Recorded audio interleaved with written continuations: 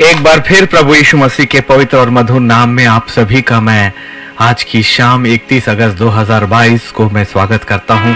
जितने इतने मेरे साथ लाइव पर हैं, काफ़ी लोग मेरे साथ लाइव पर जुड़ते चले जा रहे हैं और सारे कमेंट्स मुझे मिलते चले जा रहे हैं। आप सभी को प्रेज द लॉर्ड। प्रभु आप सभी को बहुत आयत की आशीष दे। जय मसीह की। और आज नए कलाम के साथ, नए गीत के साथ प्रभु यीशु मसीह को स्वीकार करना। पवित्र आत्मा हमें धीरे धीरे करके उन गहराइयों पर लेकर जाते जा रहा है। मसीही जिंदगी एक धर्म नहीं है, सच में ये धर्म नहीं है, परंतु ये एक सच्चाई को जानना है। आत्माओं के साम्राज्य में, अनंत काल के साम्राज्य में पिता परमेश्वर के पास पहुंचना समस्त पवित्र शास्त्र का उद्देश्य, आपकी जिंदगी का आने का उद्देश्य। आइए आज की लाइव की आराधना में जाएंगे और अपने आप को हम परमेश्वर के हाथों में छोड़ें, पवित्र आत्मा के हाथों में छोड़ें। हर बातें, ये साधारण लाइव हमारा प्रदर्शन नहीं, हमारी स्टूडियो का प्रदर्शन नहीं है, परंतु हर बातें परमेश्वर की सेवकाई के लिए उत्तम होनी चाहिए। और इसलिए जो पवित्र आत्मा ने मुझे जो जो मार्गदर्शन दिया, मैं उस मार्गदर्शन को लेकर ही अपनी जिंदगी में बढ़ रहा हूं और हम सबको उसी मार्गदर्शन में बढ़ना है। निश्चित है नया यरूशलेम हमारे लिए है, हमारा है, आपका है। पिता परमेश्वर मैं धन्यवाद करता हूं जितने लोग हमारे साथ हैं। प्रभु हर एक पर अपना अनुग्रह बरसाएं। हमारी इंटरनेट कनेक्टिविटी, हमारा हर एक सेटअप हम आपके हवाले सौंपते हैं। जितने लोगों अपने मोबाइल पर और अपने नेटवर्क पर जुड़े हैं, कोई समस्या ना आने पाए प्रभु जी, और सब आपके वचन का आनंद ले सकें, आपके गीतों का आनंद ले सकें। पवित्र आत्मा की सहभागिता हमारी जिंदगी में हम चाहते हैं। पिता परमेश्वर हम पर रहम करें। आपकी सच्चाई ही हमारा सबसे बड़ा ज्ञान है पिता। हमारी समझ को विकसित करें। और पवित्र आत्मा, यदि आप हमारे साथ ना हो तो उन गहराइयों में हम उतरेंगे कैसे? हमारी जिंदगी आपके हाथों में है। जैसा आप चाहें वैसा लेकर चलें प्रभु। हमें सच्चा मानना चाहिए, आपकी संगति चाहिए। प्रभु यीशु मसीह के नाम पर आमीन, आमीन, आमीन। आइए, एक आराधना है जो प्रभु यीशु मसीह के लहू में होकर है। मैं इस आराधना को आपके सामने लेकर आता हूं। आइए।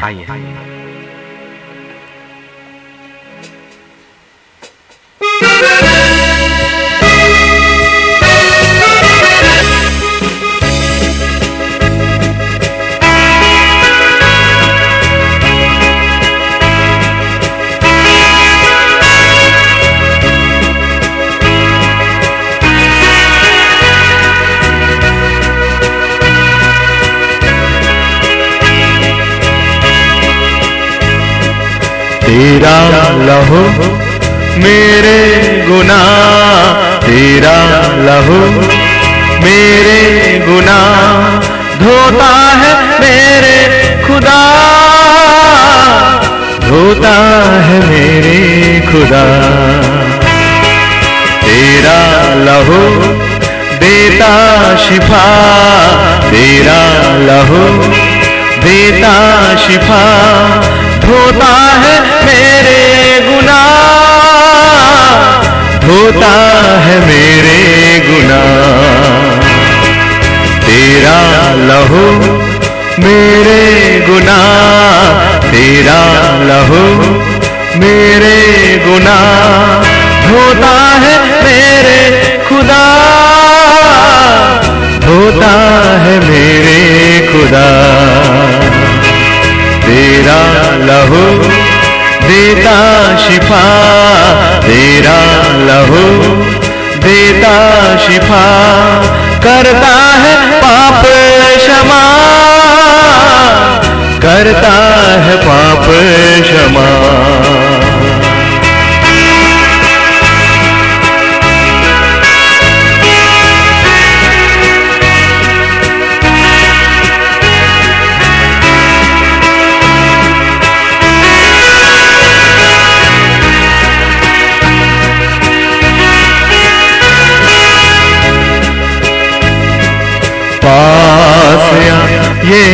कहकर हर पल तूने पुकारा, पास आ ये कहकर हर पल तूने पुकारा।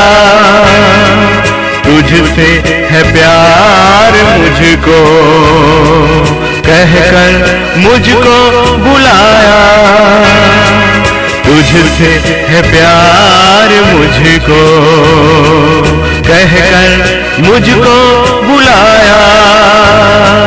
तेरा लहू मेरे गुनाह, तेरा लहू मेरे गुनाह धोता है मेरे खुदा, धोता है मेरे खुदा। तेरा लहू मेरी शिफा, तेरा लहू मेरी शिफा करता है पाप क्षमा, करता है पाप क्षमा।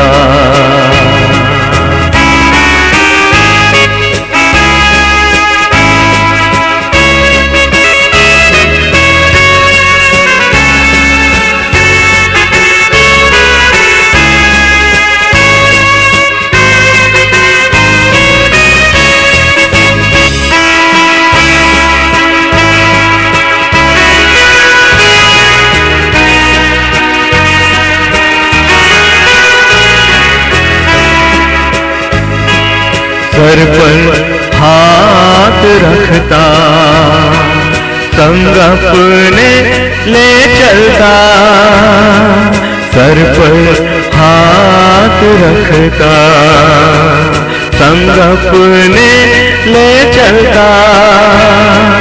मेरा मसीहा तो तू है, हर पल जो साथ रहता। मेरा मसीहा तो तू है, हर पल जो साथ रहता। तेरा लहू मेरे गुनाह, तेरा लहू मेरे गुनाह धोता है मेरे खुदा, धोता है मेरे खुदा। तेरा लहू मेरी शिफा, तेरा लहू मेरी शिफा करता है पाप क्षमा, करता है पाप क्षमा। आज ही सच में ये अवसर है, जिसने भी यीशु मसीह को अंगीकार किया है, सच में वो पवित्र लहू उस पवित्र परमेश्वर के दाहिने वो सिंहासन में यीशु नासरी और उसका पवित्र लहू उसी वेदी में है। एक दिन वो खुदा इस संसार में आया और उसने उस क्रूस पर उस लहू को बहाया, लेकिन वो लहू इस संसार का कहाँ था, इसलिए वो लहू अब स्वर्ग में है और वही लहू आपके और मेरे लिए है। एक अंगीकार नए यरूशलेम का दरवाजा खोलेगा, एक अंगीकार, एक अंगीकार। तेरा लहू मेरे गुनाह, तेरा लहू मेरे गुनाह धोता है मेरे खुदा, धोता है मेरे खुदा। तेरा लहू मेरी शिफा, तेरा लहू मेरी शिफा करता है पाप क्षमा, करता है पाप क्षमा, करता है पाप क्षमा, करता है पाप क्षमा।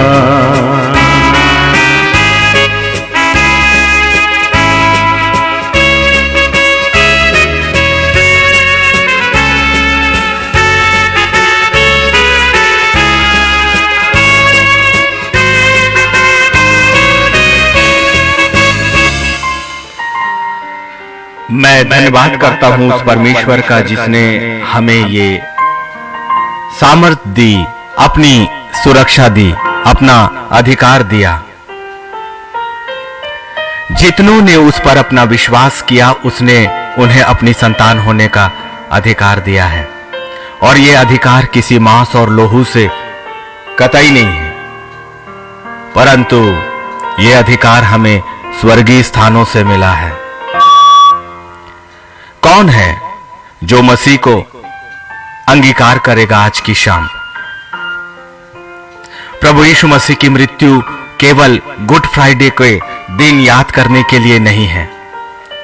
प्रभु यीशु मसीह का बलिदान केवल गुड फ्राइडे की चीज नहीं है, ये हर दिन अंगीकार करने की चीज है। हर सुबह एक नई जिंदगी केवल उस बलिदान की वजह से ही तो आपको और मुझे मिली है। आज देखेंगे कि पवित्र आत्मा हमें उन गहराइयों पर लेकर जाएगा जो पवित्र आत्मा के द्वारा हमें बताया जाता है। लेकिन सबसे पहले उसकी वही आज्ञा जो नीति वचन 3 अध्याय उसके 5 और 6 में है कि तू अपनी समझ का सहारा मत लेना, परंतु संपूर्ण मन से परमेश्वर यहोवा पर भरोसा रखना। आत्मिक जिंदगी की शुरुआत ही तो यहीं से होती है। और यदि आपने ईसाइयत को कोई धर्म समझ लिया है तो ईसाइयत या मसीही जीवन एक धर्म नहीं है भाई, एक सच्चाई है, सच। नए यरूशलेम का सच, आत्मिक साम्राज्य में हमेशा की जिंदगी में जाने का सच, इस संसार के नाशवान होने का सच, ये मिट्टी का शरीर है, मिट्टी में मिल जाने का सच, आत्मा को खुदावन की वेदी के सामने पहुंचना है, इस बात का सच, लूसीफर ने आपकी जिंदगी को तबाह किया है, इस बात का सच, लेकिन लूसीफर का फन मेरे यीशु ने पहले ही कुचल दिया है, इस बात का सच। इसलिए मसीहत केवल सच और सच और सच है। इसीलिए खुदा का वचन कहता है कि जब वो पवित्र आत्मा आएगा तो तुम्हें सत्य की बातें बतलाएगा और तुम सत्य को जानोगे और सत्य तुम्हें स्वतंत्र करेगा। ये स्वतंत्रता है हमारी अपनी सोच से, ये स्वतंत्रता है हमारी अपनी शरीर की अभिलाषाओं से, ये स्वतंत्रता है इस संसार की योजनाओं से, ये स्वतंत्रता है उन लोगों के घेरों से जो हमारी आत्मिक जिंदगी के बीच में और खुदा के बीच में आते हैं। आपकी जिंदगी वास्तव में एक आत्मा की जिंदगी है और हमने उसे एक शरीर की जिंदगी में परिवर्तित करके रखा है। शरीर की जिंदगी हमने समझ कर रखा है, लेकिन वास्तव में परमेश्वर के चुने हुए लोग जो आज के दिन में इस्राएल हैं, और इस्राएल केवल यहूदी जाति से नहीं परंतु अब जितनों ने विश्वास किया है, वचन ये कहता है कि उसने उन्हें अपने संतान होने का अधिकार दिया है। और ये अधिकार किसी मांस और लोहू से नहीं परंतु स्वर्गीय स्थानों से आता है। वचन की गहराइयां तो उस वचन को लिखने वाला ही बताएगा और समझाएगा। इसलिए यीशु क्रिस्ट को स्वीकार करना अब हमारी अगली आवश्यकता है। हमने पवित्र आत्मा को पाया, पवित्र आत्मा के कार्य हमारी जिंदगी में हुए, पवित्र आत्मा के विरोध में किए गए पापों को हमने रोका, पवित्र आत्मा की शक्ति और सामर्थ हमें मिली, पवित्र आत्मा का फल भी हमारी जिंदगी में आता है। हमारी जिंदगी से आत्माओं को हम जीतते हैं, पवित्र परमेश्वर के यीशु क्रिस्ट की मृत्यु को भी समझ जाते हैं। लेकिन अब उस मृत्यु को समझने के बाद, पवित्र आत्मा के फलों को प्राप्त करने के बाद, हमारी जिंदगी में एक आत्मिक जीवन को जीने के बाद, अब यदि हमने यीशु मसीह को स्वीकार नहीं किया तो नया यरूशलेम हमारे लिए नहीं है। इसीलिए मसीही जिंदगी एक सच्चाई की जिंदगी है। इस संसार में कुछ मिले या ना मिले, सच में आपके अपने वातावरण को बदलने की ताकत और सामर्थ केवल आपके उस परमेश्वर पर है। मैंने कहा ना कि मैं भी कभी भी मैंने नहीं सोचा था कि मैं इस तरह से उस परमेश्वर की सेवा में आऊंगा, लेकिन कुछ दर्शन जब परमेश्वर ने मुझे दिखाया और उन दर्शनों को देखने के बाद पवित्र आत्मा का अनुग्रह मुझ पर हुआ, पवित्र आत्मा के कार्य मेरी जिंदगी में हुए और पवित्र आत्मा मेरे साथ रहकर मुझसे बातें करने लगा कि जो चीजें जो तू देख रहा है वो तेरे मन के विचार बिल्कुल भी नहीं है, परंतु वो परमेश्वर की योजनाएं हैं। परमेश्वर अपनी योजनाओं को हर एक आत्माओं की जिंदगी में प्रकट करता है। परमेश्वर हर एक आत्मा से बात करता है और हर एक आत्मा के लिए मेरे खुदावन की कि मस्तिष्क में एक महान योजना है जो आपके माता के गर्भ में रचे जाने से पहले ही खुदावन की ओर से आपके लिए थी। हमने उसे अपने मन की बातें समझा, हमने अपनी कल्पनाएं समझी या कभी जाना भी तो हमने संसार के रिश्तों के पीछे, अपने घेरों से पीछे हमने समझौता कर लिया और महान परमेश्वर की आज्ञा और उसकी योजनाओं को हमने बहुत नीचा कर दिया। इसीलिए बहुतेरे हैं जो बुलाए हुए तो हैं लेकिन चुने हुए बहुत कम हैं। लेकिन जो चुने जाने को सिद्ध करते हैं, परमेश्वर उनकी जिंदगी का एक एक पल इस्तेमाल करता है, एक एक पल वो इस्तेमाल करता है। यदि वो दुख की घाटियों से भी गुजरता हो तो उसके पीछे भी परमेश्वर की एक महान योजना है, एक महान योजना जिसका अंत एक नए परिणाम को लेकर ही आएगा। एक सामर्थ से भरी हुई आत्मिक जिंदगी, एक ताकत से भरी हुई आत्मिक जिंदगी, परमेश्वर के साम्राज्य के हर एक अधिकारों को इस्तेमाल करने वाला, हाथों का वो अधिकार, जुबान का वो अधिकार। आप चलते फिरते स्वर्गीय साम्राज्य के एक प्रतिनिधि माने जाते हो और बनाए भी जाते हो। इसीलिए यीशु मसीह का, यीशु क्रिस्ट का स्वीकार करना हमारे लिए बहुत जरूरी है। रोमियो की किताब उसका 10वां अध्याय और उसका 9वां कलाम कहता है, यदि तू अपने मुंह से यीशु को प्रभु जानकर अंगीकार करे और अपने मन से विश्वास करे कि परमेश्वर ने उसे मरे हुओं में से जिलाया तो तू निश्चय उद्धार पाएगा। आपने अपना उद्धार ना जाने किन किन चीजों में खोजा है। उपवास की उन व्यर्थ दिनों में जो केवल आपके लिए भूखे रहना था, खुदा के लिए वो कभी उपवास रहा ही नहीं। आराधना के ऐसी संगति में जो आराधना के गीत कभी परमेश्वर के सिंहासन तक पहुंचे ही नहीं और आपने समझ लिया कि मैंने आराधना करी है। ये मैं उलाहना नहीं, पवित्र आत्मा के द्वारा जो शिक्षा है वो शिक्षाएं मेरे लिए भी है जो मैं आपके सामने लेकर आ रहा हूं। जैसा मैं सुनता हूं अपने खुदा से वही मैं कहता चला जाता हूं। खुदावन कहता है, तू अपने मुंह से यीशु को प्रभु जानकर अंगीकार करे यदि, और अपने मन से विश्वास करे कि परमेश्वर ने उसे मरे हुओं में से जिलाया तो तू निश्चय उद्धार पाएगा। एक कलाम पर्याप्त है आपकी जिंदगी में पूरी समझदारी को लाने के लिए। एक ही कलाम पर्याप्त है आपको उस उद्धार को जानने के लिए। उद्धार को आपने ना जाने किन किन जगहों पर खोजा। उद्धार को आपने यर्दन में डुबकी लगाने में खोजा। उद्धार को आपने होली लैंड की विजिट में खोजा। उद्धार को आपने आराधना में खोजा। उद्धार को आपने अपनी प्रार्थनाओं में खोजा। लेकिन उद्धार तो एक ही अंगीकार पर था, वो यीशु मसीह को प्रभु जानकर अंगीकार करे। जो यीशु मसीह को प्रभु जानकर अंगीकार करे और अपने मन से विश्वास करे कि परमेश्वर ने उसे मरे हुओं में से जिलाया तो तू निश्चय उद्धार पाएगा।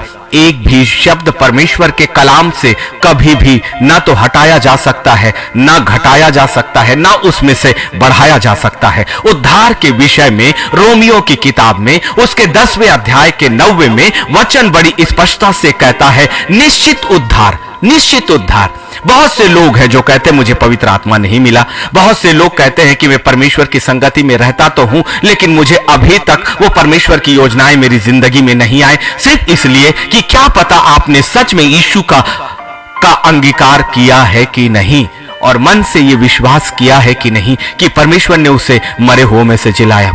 मुझे भी 2009 का वो दिन याद आता है जब मुझे उद्धार के विषय में पवित्र आत्मा ने समझाना शुरू किया। उससे पहले मुझे यह भी समझ नहीं आता था।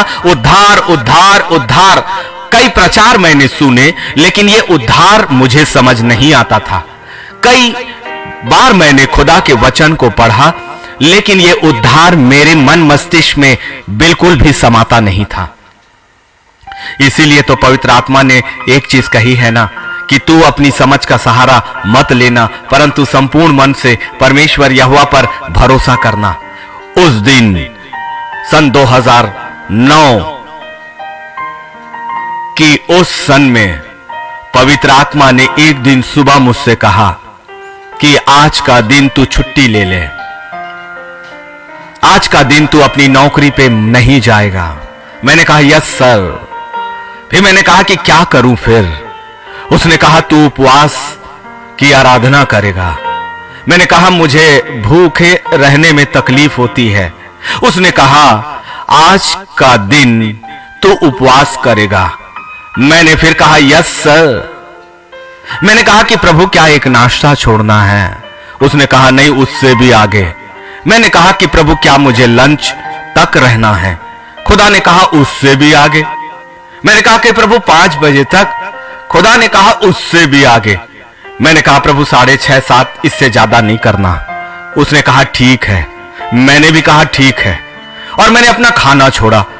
उस पवित्र आत्मा ने कहा ना ना ना ना ना, उपवास ऐसे नहीं होगा, केवल खाने छोड़ने से नहीं होगा, तेरी ड्यूटी छोड़ने से नहीं होगा। आ मुझे तुझसे बातें करनी है, आ मुझे तुझसे बातें करनी है।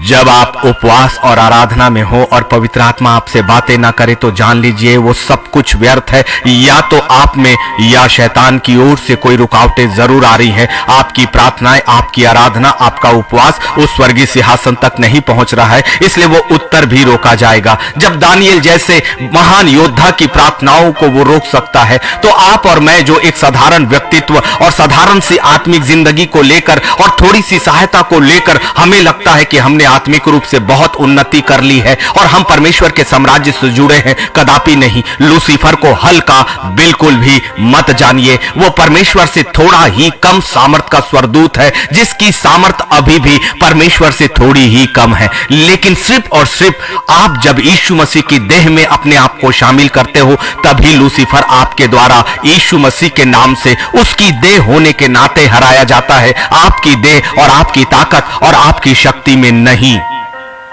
इसलिए अपने आप को पहचानिए कि जब तक आप मनुष्य के रूप में रहेंगे, मनुष्य की क्षमता में रहेंगे, अपनी सोच में रहेंगे, कभी भी आत्मिक साम्राज्य में ना तो बातों को समझ आएगा, ना आत्मिक साम्राज्य में जाकर आप युद्ध कर पाएंगे।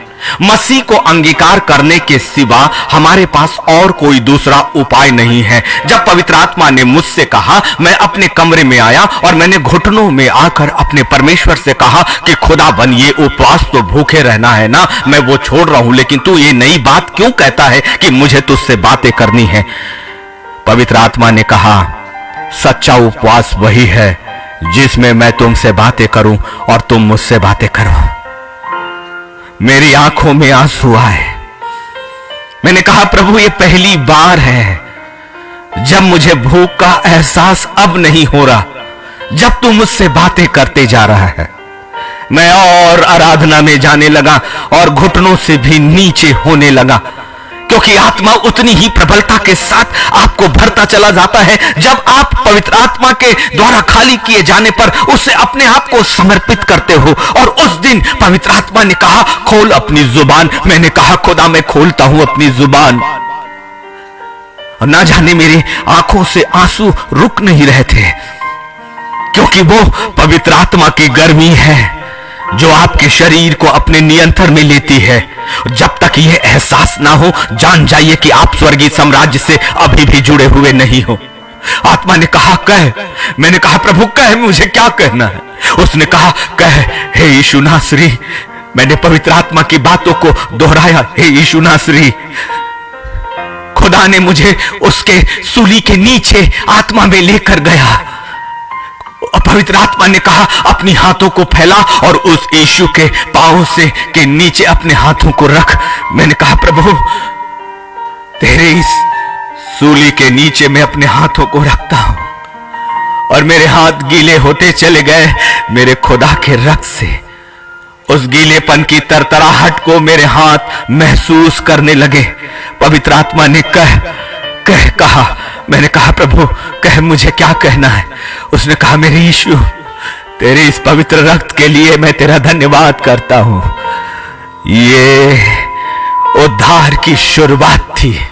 यही है उपवास जो उद्धार के विषय में जो रोमियो की किताब 10 और 9 में है, वो से आपकी जिंदगी में पवित्र आत्मा एक प्रयोग के रूप में लेकर आता है। परमेश्वर का वचन अपने आप में सच्चा है, और जब तक वो पवित्र आत्मा के द्वारा आपकी जिंदगी में उपयोग और प्रयोग के रूप में ना ले पाए, आत्मिक जिंदगी को कभी भी हम नहीं समझ पाएंगे।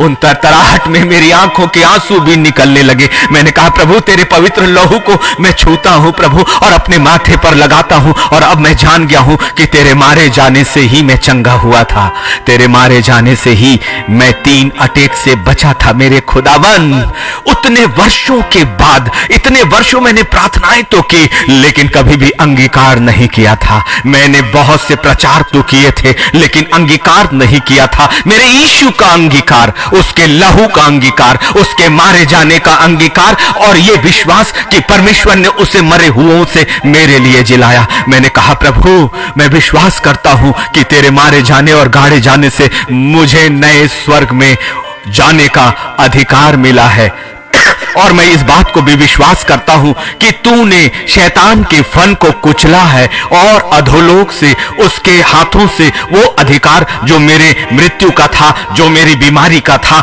जो मेरी लाचारी का था, उसे तूने अपने हाथों में ले लिया है और उसे मुझे दिया है। और पवित्र आत्मा मुझे मेरे घर के हॉल में लेकर गया। सारे लोग अपनी अपनी जगह जा चुके थे। उस दिन मैं अपने घर में अलग था और खुदा कहता है तू चल, चारों दिशाओं में चलता चल और एक ही बात कहता चल, प्रभु यीशु तेरे मारे जाने से मैंने जिंदगी पाई है। प्रभु यीशु मैं विश्वास करता हूं कि तू पवित्र परमेश्वर का बेटा है। प्रभु यीशु मैं विश्वास करता हूं कि तू मेरे लिए मारा गया, मेरे लिए गाड़ा गया। पवित्र आत्मा ने अब शब्दों को परिवर्तित कराकर उससे मेरे अंगीकार में बदल दिया, और शाम और शाम और शाम तक एक ही अंगीकार, मेरे यीशु तेरे मारे जाने से मैंने जिंदगी पाई है। मेरे यीशु तेरे मारे जाने से मैंने 3 अटैक में जिंदगी पाई है। मेरे यीशु तेरे मारे जाने से मैंने यिर्मयाह 29:11 पाया है। मेरे यीशु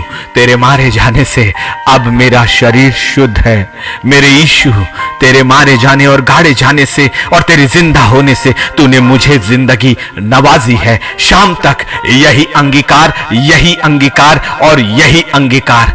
तब पवित्र आत्मा ने कहा यही है उद्धार, यही है उद्धार और यही है उद्धार। और इसीलिए तो खुदा के कलाम ने आपसे और मुझसे ये कह दिया ना, यदि तू अपने मुंह से यीशु को प्रभु जानकर अंगीकार करे और अपने मन से विश्वास करे कि परमेश्वर ने उसे मरे हुओं में से जिलाया, तो तू निश्चय उद्धार पाएगा। और उसी शाम से खुदावन के दर्शन मेरी खुली आंखों से मुझे दिखाई देने लगे और परमेश्वर की आवाज मुझे सुनाई देने लगी। और उसके बाद एक अद्भुत अद्भुत चीजें मेरी जिंदगी के साथ होने लगे कि रात और मध्य रात्रि को वो आत्मा की बुलाहट मुझे आती थी मेरे कानों में और मुझे उठाती थी और कहती थी मेरे बेटे उठ, मुझे तुझसे बातें करना है। मेरे बेटे उठ, मुझे तुझसे बातें करना है। मैं कहता हूं प्रभु क्या मुझे अपने बिस्तर पर बातें करनी है? वो कहता था नहीं, तू उठ और अपने कमरे को छोड़। मैं हॉल में आता और कहता प्रभु क्या मुझे इस हॉल में तुझसे बातें करनी है? वो कहता कि नहीं, कुछ और अलग, कुछ और अलग। अपने घुटनों में आकर तू मेरी सहभागिता कर। तब वो कमरा, उसका वातावरण, उसकी उपस्थिति बदल जाती है। यही है पवित्र यीशु को अंगीकार करना। बिना अंगीकार के परमेश्वर की योजनाएं हमारी जिंदगी में कभी भी प्रारंभ नहीं होगी। बिना अंगीकार के एक आत्मिक जिंदगी जी नहीं जा सकती। बिना यीशु मसीह को अंगीकार किए आप कभी भी पवित्र आत्मा की सहायता को नहीं पाओगे। बिना यीशु मसीह को अंगीकार किए उस महायाजक की मध्यस्थता आपके लिए कभी भी नहीं की जा सकती है। पहले उसे महायाजक अपना मध्यस्थ तो स्वीकार और अंगीकार आपको करना ही होगा, और आपके इस अंगीकार के साथ वो यीशु आपको अपने शरीर का, अपने नाम का, अपने रक्त का अधिकार देता है कि आप उसे इस्तेमाल करो। एक व्यक्ति जो शाऊल था, जिसने यीशु मसीह के लोगों को बहुत सताया, उससे उस खुदा की आवाज सुनाई दी। उसने उससे पूछा, जब वो मार्ग में जा रहा था, पवित्र परमेश्वर की आवाज उसे सुनाई दी। उसने कहा हे प्रभु तू कौन है? उसने कहा मैं यीशु हूं जिसे तू सताता है। यीशु मसीह के मौत के बाद, उसके जाने के बाद वो शाऊल के पास उसकी आवाज पहुंची, मैं यीशु हूं जिसे तू सताता है। शाऊल ने उसी वक्त उस यीशु को अंगीकार किया। वो व्यक्ति जो सताने वाला था अब पौलुस में बदलने वाला था। पौलुस जैसा महान प्रेरित जो खुदा के लोगों को मारने निकला था, वो खुदा के नाम से लोगों को बचाने वाला बना दिया गया। आपकी जिंदगी में ऐसे ऐसे परिवर्तन यीशु मसीह को अंगीकार करने के बाद जो कभी भी आपने अपने मन और विचारों में भी कभी नहीं लाया, जैसे मैंने अपने मन और विचारों में भी कभी कल्पनाएं नहीं की थी कि मैं खुदा के साम्राज्य के लिए एक योद्धा के रूप में इस्तेमाल किया जाऊंगा। परमेश्वर मेरी छोटी और बड़ी चीजों को अपने लिए इस्तेमाल करेगा। परमेश्वर मेरी बोनस लाइफ को जो 20 वर्षों से मैं जी रहा हूं, इस जिंदगी का एक मकसद मेरी जिंदगी के साथ पूरा करेगा। परमेश्वर मेरी जिंदगी की उपयोगिता को अपने लिए सिद्ध करेगा। परमेश्वर के लोगों, आप अपनी जिंदगी में सब कुछ प्राप्त कर लो, लेकिन आपके शरीर के साथ ये शरीर का सारी अभिलाषाएं और सारी इच्छाएं इसी संसार में रह जाएंगे। एक ही बात को जान लीजिए कि परमेश्वर के साथ चलना, आत्मिक जिंदगी को खोजना और आत्मिक साम्राज्य के पीछे चलना, एक बुलाहट के साथ अपनी जिंदगी को बाहर निकाल लेना। और इसीलिए शाऊल के साथ भी यही हुआ, क्योंकि खुदावन ने पवित्र यीशु को अपने दाहिने हाथ आपके लिए स्थान दिया है। भजन संहिता 110:1 में दाऊद जैसा महान राजा क्या कहता है? मेरे प्रभु से यहोवा की वाणी यह है। अब ये मेरा प्रभु कौन है? दाऊद का प्रभु कौन है? यहोवा तो हम जानते हैं ऊंचे सिंहासनों पर विराजमान सेनाओं का पवित्र परमेश्वर यहोवा है, लेकिन दाऊद ने हे प्रभु किसे कहा है? यीशु मसीह को। बड़ी अजीब सी बात है ना, जिस दाऊद के कई पीढ़ियों के बाद उसी के वंश में प्रभु यीशु मसीह का जन्म होना था। प्रभु यीशु मसीह के जन्म से हजारों वर्ष पहले दाऊद ने अपने ही वंश के कई पीढ़ी को, जिसका वो मूल पिता था, उसे वो प्रभु कहता है, उससे प्रभु कहता है। और खुली आंखों से उसने उस यीशु के दर्शनों को देखा, और वो क्या देखा कि मेरे प्रभु से यहोवा की वाणी यह है कि तू मेरे दाहिने हाथ बैठ, जब तक मैं तेरे शत्रुओं को तेरे चरणों की चौकी ना कर दूं। यीशु नासरी का स्थान, उसका सिंहासन दाऊद ने हजारों वर्ष पहले अपने ही वंश से पहले देख लिया था। अद्भुत, अद्भुत और अद्भुत। और यही बातें प्रेरितों के किताब में पौलुस ने लिखी है। देखिए दाऊद क्या कहता है। भजन संहिता में दाऊद कहता है, मेरे प्रभु से यहोवा की यह वाणी है कि तू मेरे दाहिने हाथ बैठ। और प्रेरितों में पौलुस परिवर्तन के बाद क्या कहता है? क्योंकि दाऊद तो स्वर्ग पर नहीं चढ़ा, परंतु वो आप कहता है कि प्रभु ने मेरे प्रभु से कहा, मेरे दाहिने बैठ, जब तक कि मैं तेरे बैरियों को तेरे पांव तले की चौकी ना कर दूं। पवित्र आत्मा के भेदों में आए दाऊद ने हजारों वर्ष पहले यही शब्द तो कहा था भजन संहिता 110:1 में।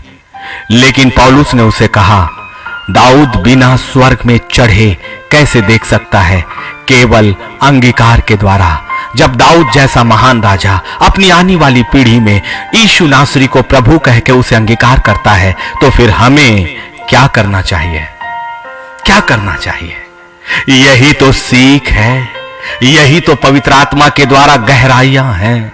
केवल एक अंगीकार से, क्योंकि यीशु नासरी मरियम की गोद के समय ही नहीं आया, परंतु ये पहले से ही परमेश्वर की योजनाओं में था, ताकि आप जब अंगीकार करें, पवित्र परमेश्वर के द्वारा नए यरूशलेम की तैयारी खुदा आपको कराए। देखिए ना, यशायाह ने 745, सही एग्जैक्ट 740 है, लेकिन 740 से 745 वर्ष के बीच का ये कथन है। इस कारण प्रभु आप ही तुमको एक चिन्ह देगा, सुनो, एक कुंवारी गर्भवती होगी और पुत्र जनेगी और उसका नाम इमानुएल रखेगी। आपने इसे यीशु मसीह के क्रिस्ट के समय और दिसंबर महीने का वचन समझ लिया और दिसंबर महीने का प्रचार इसे समझा, लेकिन ये आपकी जिंदगी के हर दिन का प्रचार है। ये चिन्ह जो कुंवारी का गर्भवती होना और पुत्र जनना और उसका नाम वो इमानुएल रखा जाना, और इमानुएल का अर्थ है परमेश्वर हमारे साथ। देखिए, ये भविष्यवाणी हुई है 740 से 45 वर्ष पहले कि उसका नाम इमानुएल रखेगी, और उसके बाद सुसमाचार की किताब में फिर से वही बातें दोहराई गई हैं। देखो, एक कुमारी गर्भवती होगी और एक पुत्र जनेगी और उसका नाम इमानुएल रखा जाएगा। यही शब्द यहां पर भी है, उसका नाम इमानुएल रखा जाएगा। सुनो, एक चिन्ह देखो, सुनो, एक कुमारी गर्भवती होगी और पुत्र जनेगी और उसका नाम इमानुएल रखेगी। एक कुमारी गर्भवती होगी, एक पुत्र जनेगी और उसका नाम इमानुएल रखा जाएगा, जिसका अर्थ यह है परमेश्वर हमारे साथ। मत्ती की किताब उसका 1 और 23। इसका मतलब यह है यीशु मसीह में होकर परमेश्वर हमारे साथ है। इसलिए इसी यीशु को अंगीकार करने का मतलब है इमानुएल शब्द को अपनी जिंदगी में लाना, और इमानुएल शब्द को अपनी जिंदगी में अंगीकार करने का मतलब है परमेश्वर का साथ लेना, सिंहासन का साथ लेना। इसलिए यीशु मसीह का अंगीकार आपको पवित्र पवित्र परमेश्वर यहोवा के साथ जोड़ता है, पवित्र परमेश्वर यहोवा के साथ जोड़ता है। और दूसरे अर्थों में भी यही बातें हमारे लिए सत्य है कि वही यीशु नासरी आपके और मेरे लिए एक महायाजक के समान है। इसलिए पवित्र शास्त्र आपको कुछ बातों को समझाती है। इसलिए तो कहता है खुदावन का कलाम कि तू अपनी समझ का सहारा मत लेना, परंतु संपूर्ण मन से परमेश्वर यहोवा पर भरोसा रखना। इसीलिए वो सम्मति क्यों? क्योंकि जब आप अपनी समझ को छोड़ते हो तो भजन संहिता 16:7 में दाऊद क्या कहता है? मैं यहोवा को धन्य कहता हूं क्योंकि उसने मुझे सम्मति दी है, वरन मेरा मन भी रात में मुझे शिक्षा देता है। देखिए, ये प्रकाशन दाऊद को कि वो यीशु नासरी को जो उसके वंश में पैदा होने वाला था प्रभु जाने, उसने किस ज्ञान के आधार पर देखा? परमेश्वर के द्वारा। देखिए ना, भजन संहिता 16:7 में उसने उस रहस्य को खोला है कि उसे बातें कहां से पता लगती हैं, आने वाली बातें उसे कैसे पता लग गई कि उसके ही वंश में एक उद्धारकर्ता जन्म लेगा जो उसका भी प्रभु है। उस छोटे बच्चे को जिसकी उत्पत्ति भी नहीं हुई वो महान राजा प्रभु कहता है। उसे मिली संपत्ति का सम्मति, सम्मति मतलब बुद्धि, बुद्धि मतलब ज्ञान, और ये उससे ये ज्ञान की बातें कहां से मिली? उसने परमेश्वर यहोवा को धन्य कहा, उसे धन्यवाद दिया क्योंकि उसने मुझे सम्मति दी है, वरन मेरा मन भी रात में मुझे शिक्षा देता है। यही शिक्षा देने वाला परमेश्वर आपके लिए भी है। मेरा परमेश्वर कभी नहीं बदला। इसलिए भजन संहिता 16 और 7 को आप अभी अंगीकार करें और कहे, प्रभु जो दाऊद को सम्मति देने वाला मेरा यहोवा मुझे भी वो सम्मति दे, जो दाऊद को रात में शिक्षा देने वाला मेरा परमेश्वर यहोवा मुझे भी वो शिक्षा दे। निश्चित है ऐसी प्रार्थनाएं सीधे सिंहासन के करीब जाती है। एक यीशु का अंगीकार पवित्र परमेश्वर की सम्मति में, उसकी शिक्षा में आपकी जिंदगी को यीशु मसीह के उस इमानुएल नाम से जोड़ता है। और उस इमानुएल का मतलब यीशु हमारे साथ नहीं, परमेश्वर हमारे साथ है। इसीलिए यीशु मसीह का अंगीकार आपको नए यरूशलेम के ऊंचे सिंहासनों से जोड़ता है। इसलिए अब गंभीर बातों और नए यरूशलेम के प्रचार का समय है, क्योंकि यीशु नासरी और पिता एक ही हैं। यदि आप यीशु को अंगीकार करते हो, इसका मतलब है पवित्र सिंहासन को आप अंगीकार करते हो। इसीलिए यूहन्ना 10 और 30 आपके सामने है, मैं और पिता एक हैं, मैं और पिता एक हैं। क्या हमारा प्रचार पवित्र शास्त्र से बाहर है? क्या हमारा प्रचार पवित्र शास्त्र से बाहर है? इसलिए कि इमानुएल का मतलब है परमेश्वर हमारे साथ, और इमानुएल का अर्थ हुआ यीशु मसीह का नाम, और इसका मतलब यह हुआ मैं और पिता एक हैं, मैं और पिता एक है। इसीलिए जब आप यीशु क्रिस्ट को अपनी जिंदगी में अंगीकार करते हो, आप उसके साथ इमानुएल शब्द को अपनी जिंदगी में स्वीकार करते हो, और फिर परमेश्वर जो पिता और वो दोनों एक ही है, एक ही है, एक ही है, एक ही है, वो एक ही है। और दाऊद ने क्यों उसे प्रभु कहा था, उसका भेद खुद यीशु मसीह ने खोला है। अद्भुत है, अद्भुत है परमेश्वर का वचन। इसलिए परमेश्वर का वचन पवित्र आत्मा के बगैर कभी भी नहीं समझा जा सकता है। जब तक आप पवित्र आत्मा को पूरी तरह से प्राप्त ना कर लो, तब तक अपनी आत्मिक जिंदगी के विषय में अपने मन से, अपनी समझ से कभी भी कोई फैसला मत करना। लेकिन जब पवित्र आत्मा आपको कहे आ मुझे तुझसे बातें करनी है, निश्चित तौर से उठ जाइए। जैसे मैं उठा और जैसे ही मैं उठा, मुझे पवित्र आत्मा के दर्शनों की बातों पर विश्वास किया और विश्वास करके बढ़ता चला गया। वो जो कहता गया मैं करता चला गया, वो जो कहता गया मैं करता चला गया। यदि उठ कहे तो उठे, बैठ कहे तो बैठ कहे। आपके रिश्तों का निर्धारण भी वो खुदा करता है, आपकी धन और संपत्ति का निर्धारण भी वो खुदा करता है, आपके जीवन के भाग का निर्धारण भी वो खुदा करता है, क्योंकि मैं दाम देकर पूरी तरह से खरीद लिया गया और अब मसीह मुझ में जीवित है। और जब मसीह मुझ में जीवित है और उसने मुझे दाम देकर खरीदा है, तो मेरा समय, मेरी जिंदगी, मेरी हर बातें, अधिकार किसका है? उस परमेश्वर का। इसलिए मैं खुद भी अपनी जिंदगी में अपना कोई भाग कभी भी नहीं रखता। मैं अपनी खुद की जिंदगी में अपना कोई भाग नहीं रखता, क्योंकि पवित्र आत्मा ने मुझे यह अंगीकार करा दिया है कि तू पूरी तरह से खरीदा हुआ है, तू पूरी तरह से खरीदा हुआ है, तू पूरी तरह से बिक चुका है, तू पूरी तरह से बिक चुका है। याद रखना, तू पूरी तरह से बिक चुका है। इसलिए तेरी अपनी जिंदगी, तेरी अपनी सांसों, तेरी अपनी संपत्ति, तेरे अपने रिश्तों, तेरे अपने परिवार, तेरी अपनी सारी बातों पर तेरा अधिकार नहीं। उतना ही जो खरीदने वाला तुझे वापस दे, उतना ही जो खरीदने वाला तुझे दे। यदि दे तो ठीक और यदि नहीं दे तो ठीक। इसलिए कहे yes sir, yes sir, yes sir. अपनी जिंदगी की अभिलाषाओं को अपने परमेश्वर के सामने जीवित बलिदान चढ़ा दें, चढ़ा दीजिए। अपने आप को जिंदा अपने खुदा की वेदी के सामने जलने के लिए चढ़ा दिए। प्रभु, मेरा रोम रोम यदि आग में तप भी जाए तो भी खुदाबंद तेरी स्तुति और तेरी ओर देखना हम बंद नहीं करेंगे। यही है यीशु मसीह का अंगीकार, यही है संपूर्ण अंगीकार। संपूर्णता नहीं तो आत्मिक जीवन नहीं, या तो 0 है या 100% है। दो स्वामियों की सेवा, दो इच्छाओं का अंगीकार कभी नहीं। एक तरफ हमने यीशु का भी अंगीकार किया, एक तरफ हमने संसार को भी स्वीकार किया। एक तरफ हमने यीशु को अंगीकार किया, एक तरफ लूसीफर्स के समझौतों को हमने स्वीकार किया।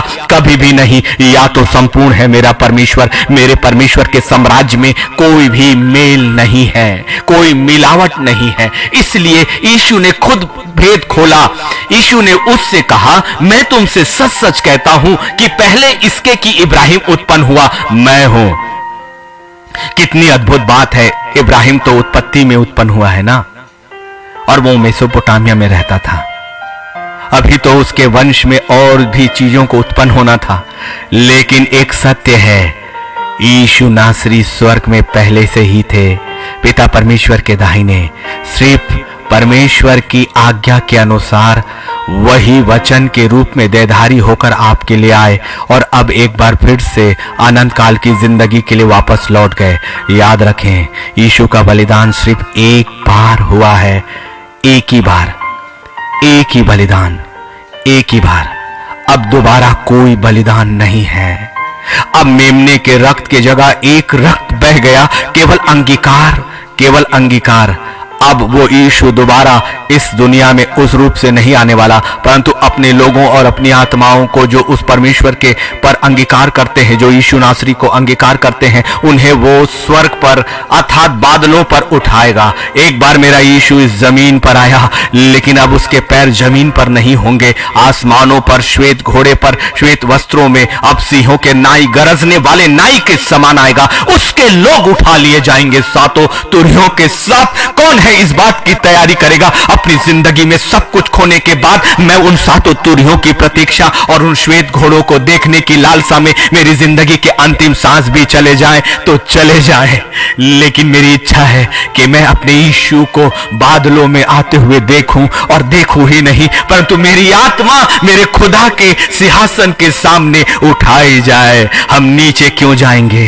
क्यों जाएंगे? उस अंधकार में क्यों जाएंगे? क्यों जाएंगे? वो जगह हमारे लिए नहीं है, वो जगह हमारे लिए नहीं है। इतने प्रकाशनों के बाद वो जगह हमारे लिए नहीं होनी चाहिए, बिल्कुल भी नहीं होनी चाहिए। न्याय हमारे लिए नहीं होना चाहिए, हमारे लिए उपाय है, क्योंकि मेरा यीशु पहले से ही है। इसलिए एक अंगीकार, एक ही चीज तो है, पिता, पुत्र और पवित्र आत्मा। इसीलिए तीनों के ऐश्वर्यत्व को तो आप देखिए। दूसरा कुरिन्थियों 13 और 14 में प्रभु यीशु मसीह का अनुग्रह और परमेश्वर का प्रेम और पवित्र आत्मा की सहभागिता तुम सबके साथ होती रहे। ये एक ऐसी आशीष है जो यीशु मसीह के नाम से, पिता परमेश्वर के नाम से और पवित्र आत्मा के नाम से है। यदि नहीं तो इस कलाम को अपनी आंखों से उठाकर भर भर कर देख लीजिए कि दूसरा कुरिन्थियों 13 और 14 पिता को, यीशु नासरी को और पवित्र आत्मा को एक ही मानता है। इसलिए इन तीनों की सहभागिता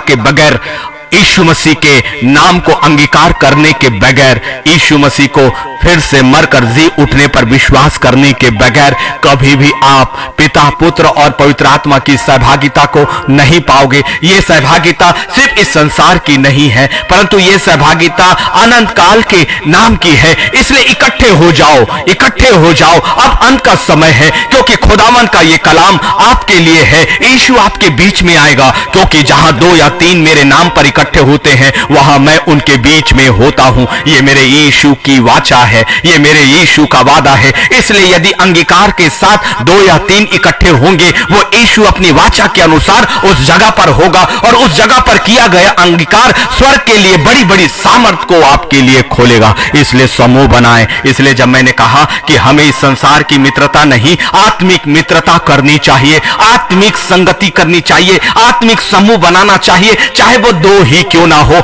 आत्मा में आत्मा के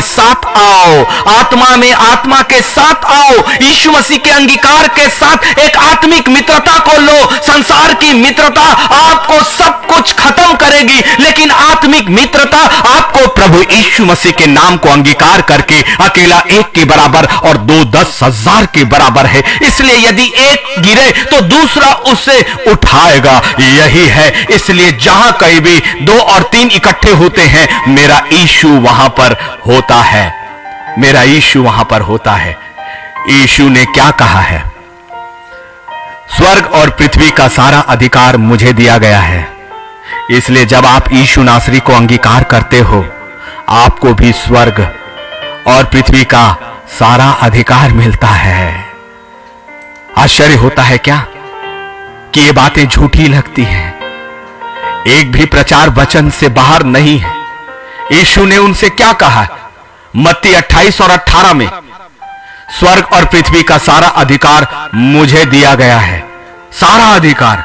और जब आप यीशु नासरी को अंगीकार करते हो तो आप इमानुएल शब्द को अंगीकार करते हो, और इमानुएल का शब्द है परमेश्वर हमारे साथ। वाह! यीशु मसीह का सारा अधिकार भी आपका अधिकार, स्वर्ग का अधिकार भी आपका अधिकार, पृथ्वी का सारा अधिकार भी आपका अधिकार। तो कौन मूर्ख है जो केवल अंगीकार करके यीशु मसीह के सारे अधिकारों को उपयोग नहीं करना चाहेगा? इस संसार में भी और उस स्वर्गीय स्थान में भी कौन है जो इमानुएल शब्द को अपनी जिंदगी में अंगीकार करेगा? यीशु का अंगीकार आपके लिए सब कुछ है, क्योंकि वही यीशु वह पापों को धोकर ऊंचे स्थानों में महिमा मन के दाहिने हाथ जा बैठा है। इब्रानियों 1 और 3। अब यीशु उस महान सिंहासन के दाहिने बैठा है। इसलिए जब आप उसे अंगीकार करते हो, उस यीशु की देह में दाहिने हाथ का अधिकार, दाहिने सिंहासन का अधिकार भी आपको मिलता है। यही है प्रकाशन। एक वचन आपकी पूरी जिंदगी को बदल सकता है। एक वचन आपको एक आत्मिक साम्राज्य में ले जा सकता है। जैसे यिर्मयाह 29:11 ने मेरी पूरी जिंदगी को पूरी तरह से बदल कर रख दिया, मेरी समस्त योजनाओं को जिसने पूरी तरह से बदल दिया। इसलिए यीशु मसीह का अंगीकार करो, यीशु का अंगीकार करो। इमानुएल, इमानुएल, इमानुएल, परमेश्वर मेरे साथ हमेशा। पृथ्वी पर भी मुझे अधिकार और स्वर्ग पर भी मुझे अधिकार। इन हाथों में इमानुएल का अधिकार लो, इस जुबान में इमानुएल का अधिकार लो। सिर्फ यीशु को अंगीकार से, यीशु के अंगीकार से। प्रभु हम सबको बहुतायत की आशीष दे। कल का दिन ठीक 9 बजे, 9:30 बजे, माफ करिएगा, फिर से एक नई आराधना नए वचन के साथ। प्यारे खुदावन, हम आपको अंगीकार करते ही यीशु नासरी है। ये हम सब मिलकर एक मन होते हैं, चाहे हमारी देह कहीं भी हो, लेकिन आत्मा में हम एक हैं। और आपके पवित्र आत्मा के नियंत्रण में हम अपनी सोच, अपनी बुद्धि, अपने हर बातों को सौंपते हैं। राजा, हम अंगीकार करते हैं कि यीशु हमारे लिए मरा, आप हमारे लिए मरे, हमारे लिए जिंदा हुए, और उस पवित्र परमेश्वर के दाहिने हाथ आप हमारे लिए बैठे। और आपने वहां वो अधिकार अपने हाथों में नहीं रखा, परंतु हमें रखा है। आपके नाम को इस्तेमाल करने का हमें वो अधिकार है जिस नाम के बराबर ना तो अधोलोक में कोई है, न पृथ्वी पर और न स्वर्गीय स्थानों में। ऐसे नाम की सामर्थ को एक अंगीकार से आपने हमें अधिकार दे दिया प्रभु, कि आपके यीशु मसीह के उस पवित्र नाम में जितनी सामर्थ है, उन सामर्थ को आपने हम जैसे साधारण मनुष्यों को दिया है। आपके पवित्र लहू के लिए धन्यवाद, आपकी उस सुरक्षा के लिए धन्यवाद। उस लहू से हम अपने आप को पूरी तरह से धोते हैं प्रभु, हमारे घर के वातावरण में उस पवित्र लहू को पूरी तरह से छिड़कते हैं, अपने भविष्य पर हम उसे छिड़कते हैं,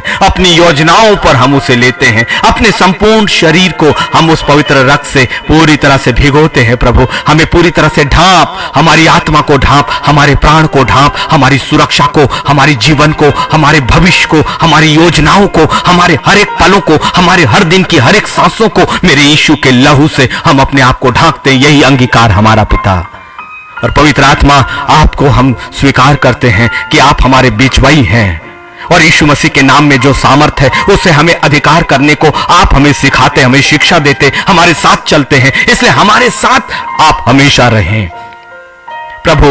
धन्यवाद उस अंगीकार के लिए जो हमारी आत्मा ने किया, और अब ये की गई अंगीकार कभी भी हमारी जिंदगी से कभी भी ना जाने पाए। पिता, हम पर रहम करना प्रभु, कभी भी ये सच हमारी हृदय की पट्टिकाओं पे लिख दे अपने हाथों से पूरी तरह से, चाहे वो गढ़ता चला जाए। हमें उकेर प्रभु, यदि हम थोड़ा सा अपनी जिंदगी में कष्ट ना उठाएं तो फिर क्या है। तूने हमारे लिए तो इतने कष्ट उठाए कि तेरा चेहरा भी हमारे लिए पहचाना नहीं जा सका था खुदावन।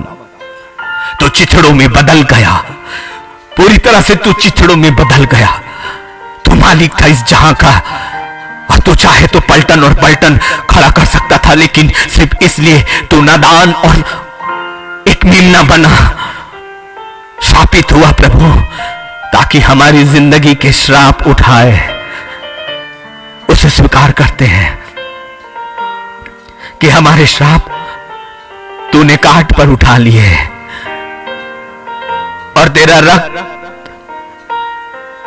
हमें जीवन देता है